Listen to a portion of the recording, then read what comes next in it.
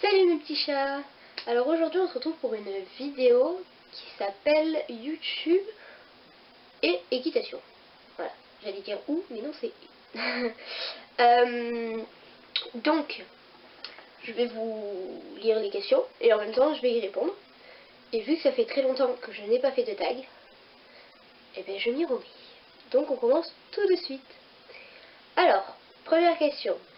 Es-tu attiré par les vidéos d'équitation? Alors,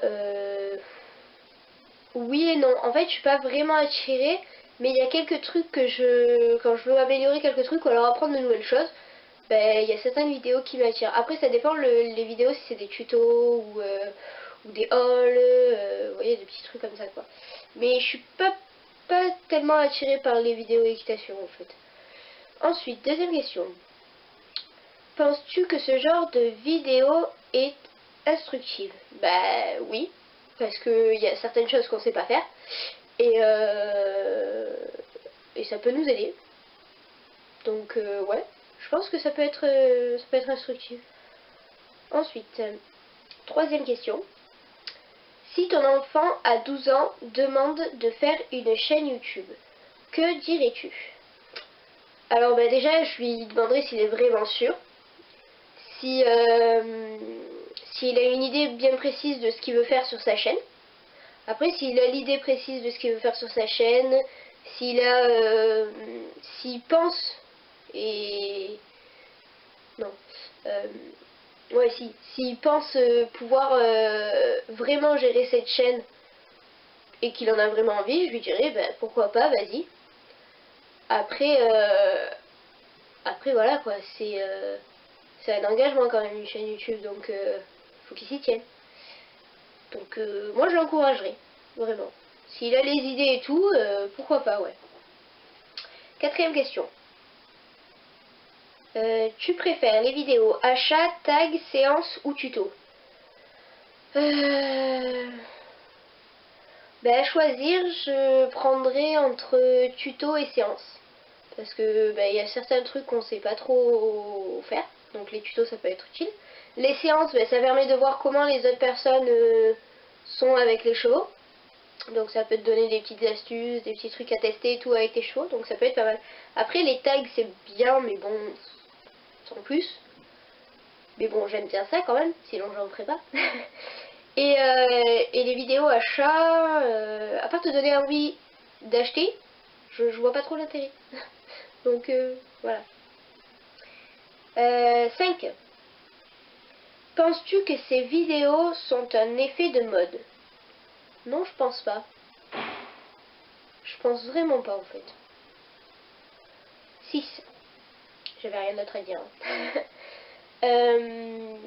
Selon toi, quelle qualité doit-on posséder pour créer une chaîne YouTube? Ah, les qualités qu'on doit posséder pour avoir une chaîne YouTube, bah déjà avoir une bonne communication, parce que si t'as pas une bonne communication, bah, ça risque d'être un petit peu compliqué. Avoir de bonnes idées, être créatif,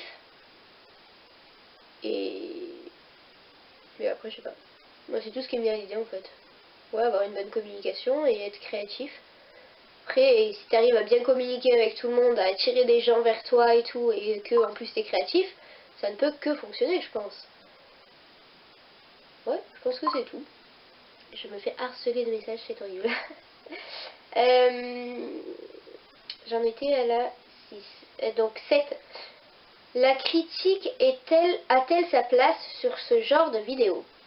Oui, la critique a sa place, parce que quand tu fais un truc, donc avec un cheval, ou même que tu fais une vidéo, que ce soit pas que équitation, hein, une autre vidéo, et qu'il y a des gens qui critiquent, bon après il y a des critiques qui sont méchantes. C'est là, je pense pas qu'elles aient leur place, parce que, ben, à part faire du mal, ça sert à rien.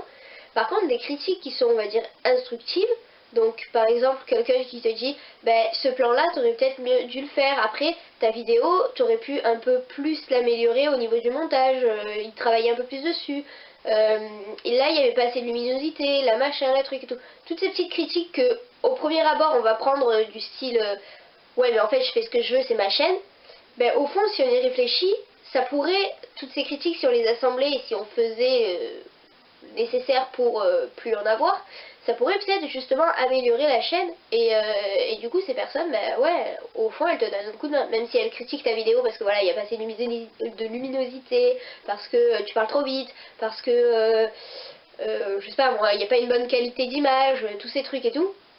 Ben au fond, ils te disent ça, c'est pas vraiment pour te faire du mal, c'est plus pour t'améliorer. Donc je pense que ouais, les critiques ont leur place.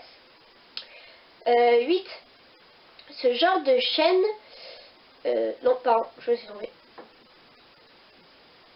Oui, si, c'est ça. Ce genre de chaîne t'ont permis de découvrir de nouvelles choses. Alors, oui. Parce qu'il y a des trucs que je ne savais pas qu'on pouvait faire. Donc, par exemple, si là on part sur l'équitation, il y a des trucs que je ne savais pas qu'on pouvait faire avec les chevaux. Et au final, ben, j'ai appris grâce à certaines chaînes qu'on pouvait faire ça. Donc, c'est plutôt pas mal. Combien de temps passes-tu sur YouTube chaque jour? La question 9. Chaque jour, je dois passer environ 3 heures. 3-4 heures, je passe sur YouTube. Déjà, le matin, quand je me lève, je regarde un petit peu les nouveautés qu'il y a eu. S'il y a des vidéos qui m'attirent, ben, du coup, j'y vais puis je les regarde. Donc, voilà. Et le soir, je regarde très souvent des films ou alors d'autres vidéos. Et on sait tous que quand on rentre sur YouTube et qu'on regarde une vidéo, après on enchaîne sur une autre, puis sur une autre, puis sur une autre, puis sur une autre, et ça s'arrête jamais. Donc j'y reste facile 3 heures en fait sur YouTube. Ensuite, question 10. Ah bah c'est presque fini. Je me suis perdu la question. Quelle chaîne apprécies-tu? Ouh là là, fou, il y en a plein. Quelle chaîne j'apprécie? Là qui me vient en tête. Rêve compulsif. Après j'ai un cœur de cavalière. J'ai quoi encore? J'en ai énormément.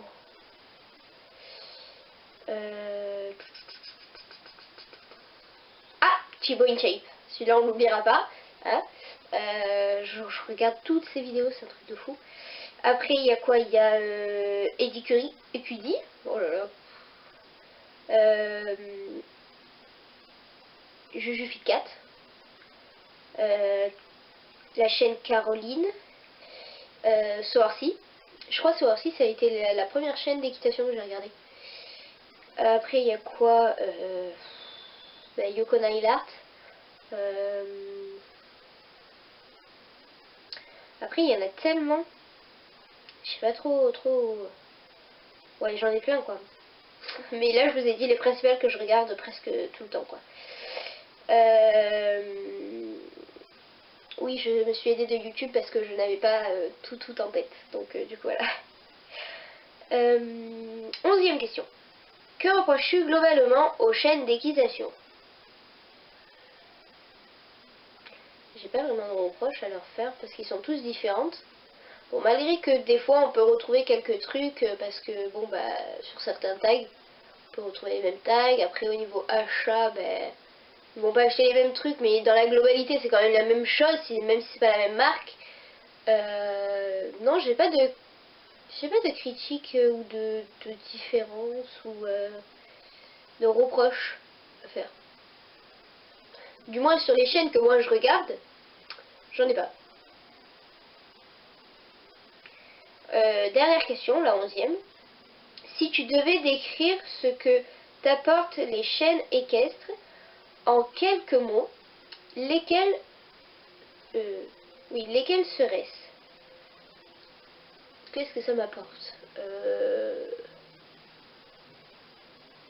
Du savoir que j'avais pas déjà, parce que bon, faut dire que j'ai fait de l'équitation quand j'étais petite. Après j'ai arrêté pendant pas mal de temps et là j'ai repris et ça fait 3-4 ans que j'ai repris. Donc faut que je m'y remette là. Et puis quand je faisais de l'équitation petite, j'étais vraiment petite. Donc je me souviens pas de tout. Donc il y a quelques trucs que j'ai appris. Qu'est-ce que ça m'apporte après?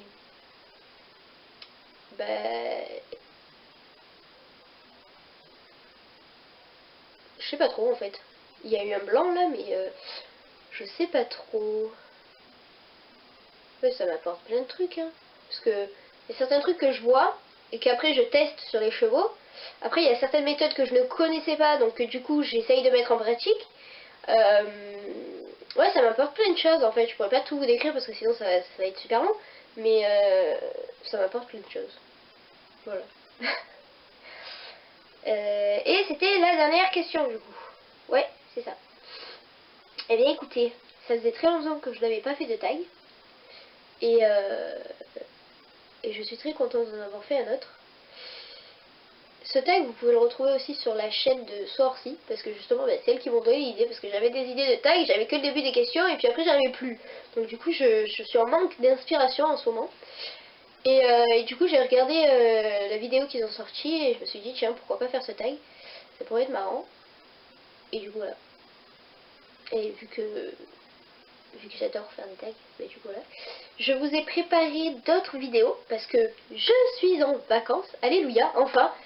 Donc j'ai 2 semaines de vacances, donc là ça va être vidéo, montage, et je vous promets, et là c'est une promesse, je vais faire en sorte que chaque mois, il y ait au moins une vidéo qui sorte. Bon, ça sera pas la même date à chaque mois, mais je vais essayer de faire ça. Bon, après il faut savoir que là on est en février, et on a beaucoup d'épreuves en ce moment parce qu'on passe le bac dans pas longtemps, hein. Et du coup je suis pas très présente sur la chaîne. Par contre je suis énormément présente sur les réseaux sociaux et surtout sur Snap. Donc de toute façon tout ce qui est Facebook, Instagram et Snap c'est dans la barre d'infos. Donc allez checker. Et du coup voilà, je suis énormément présente sur les réseaux sociaux. Par contre je sais que sur YouTube j'y suis pas trop. Donc là pendant les vacances je vais vous faire plusieurs vidéos. Je vais pas tous les sortir pendant les vacances, hein, parce que sinon ça va être surbooké pendant 2 semaines et après il n'y aura plus rien. Donc je vais en tourner, comme ça j'aurai déjà peut-être de l'avance sur 1 ou 2 mois. Et chaque mois je vais vous sortir une vidéo.